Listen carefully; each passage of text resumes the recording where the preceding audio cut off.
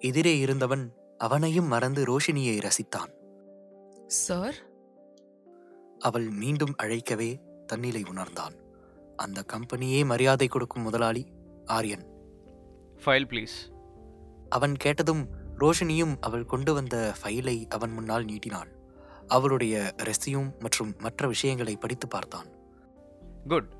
But great 2ல் தான் நீங்கள் செலக்ட் ஆகியிருக்கீங்க. ஸோ எப்படிப்பட்ட வேலையை நீங்கள் எதிர்பார்க்குறீங்க? அவனின் கம்பீரமான குரல் கேட்டு சற்று பயந்துதான் போனாள். இவன் மாஸ்க்மேன் சொன்னது போல் ஸ்ட்ரிக்டான ஆபீசர் தானோ என்று நினைத்தாள். எனக்கு எந்த வேலையா இருந்தாலும் ஓகே தான் சார். எந்த வேலையா இருந்தாலும் அதுல நான் என்னோட பெஸ்ட்டை தருவேன். நீங்க என்ன தாராளமா நம்பலாம். அப்படியா? நீ உன்னோட பெஸ்ட்டை தருவியா? ஃபைன். அவன் கூறியபடியே அவன் கையில் இருந்த ஃபைலை மூடிவிட்டு அவன் அமர்ந்திருந்த இருக்கையிலிருந்து எழுந்தான். ரோஷினி அவனை புரியாமல் பார்த்தாள். ஆரியன் அங்கும் இங்கும் என்று நடந்து கொண்டு அவளிடம் பேச ஆரம்பித்தான். இந்த கம்பெனிக்கு கீழே இருக்கிற எல்லா செலிப்ரிட்டியும் மோஸ்ட் பாப்புலரான ஸ்டார். அவங்க எந்த நேரமும் இங்கே வந்தாலும் நம்ம கம்பெனி அவங்களோட விஷயங்களை சால்வ் பண்ணி வைக்கணும். அதற்கு ரோஷினி சரி என்று தலையசைக்க ஒவ்வொரு விஷயமாக அவன் சொல்ல ஆரம்பித்தான். அனைத்தையும் குறித்து கொண்டாள் ரோஷினி.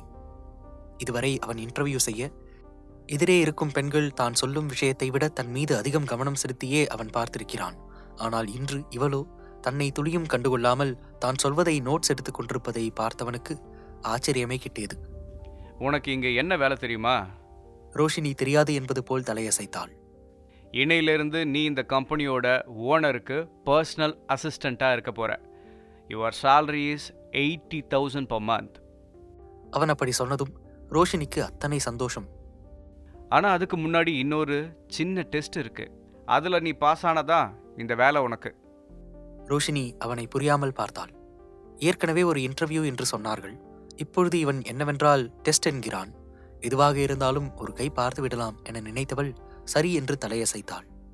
அடுத்த நொடியே அவளின் அருகில் வந்த ஆரியன் பெண் அவளின் தோள் மீது கை வைத்தான். உன்னோட பாஸ் கூட நீ அடிக்கடி வெளியில் போக வேண்டியது இருக்கும். அங்கே சில விஷயத்தில் நீ அட்ஜஸ்ட் பண்ண வேண்டியது இருக்கும். உனக்கு ஓகே தானே? அப்படி கூறியவனின் கை அவளின் தோள்பட்டையில் சற்று அழுத்தத்தை கூட்ட அவனின் தொடுதலுக்கான அர்த்தம் ரோஷினிக்கு நன்றாகவே புரிந்தது. இதுதானா அவன் சொன்ன டெஸ்ட் என அடுத்த நொடியே கோபம் வந்துவிட சட்டென்று எழுந்து விட்டாள். சாரி சார், என்னால அப்படி எதுவும் செய்ய முடியாது.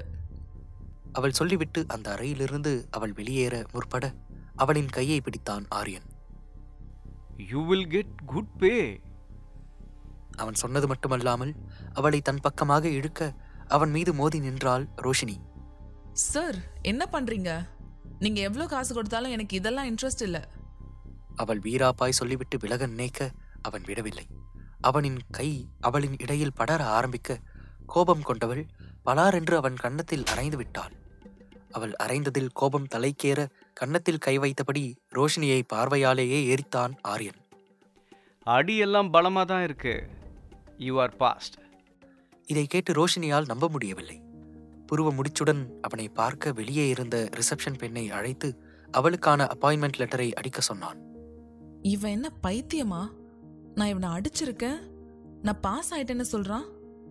அப்ப இதான் அவன் வச்ச டெஸ்டா? ஜாயினிங் லெட்டர் கலெக்ட் பண்ணிக்கோங்க. அப்புறம் உன்னோட சேலரி 80,000 இல்லை, இந்த நிமிஷத்துலேருந்து அது 1 lakh. அவன் சொன்னதில் அதிர்ந்து போய் நின்றாள் ரோஷினி. இது அவள் எதிர்பார்க்கவில்லை. இவனை அடித்ததற்கே 20,000 ரூபாய் சேர்த்து விட்டானா என்று சந்தோஷம் ஒரு பக்கம் இருக்க, தவறாக நினைத்து அடித்து விட்டோம் என்று நினைத்தவள் அவனிடம் மன்னிப்பு கேட்டாள். Sorry boss. No issue. அதற்கு மேல் அவளுக்கு என்ன சொல்வது என்று தெரியவில்லை. எதுவும் பேசாமல் மௌனமாக அந்த அறையை விட்டு வெளியே வந்து விட்டாள். அவள் வெளியே வரவும் அவளுக்காக அங்கு ஒரு பெண் காத்திருந்தாள். ஹாய், ஐம் டீனா.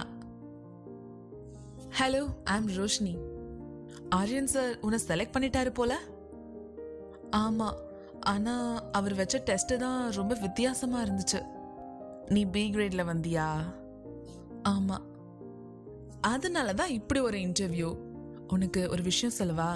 இதுக்கு முன்னாடி இதே கிரேட்ல வந்த எல்லா பொண்ணுங்களுக்கும் ரிஜெக்ட் ஆயிட்டாங்க.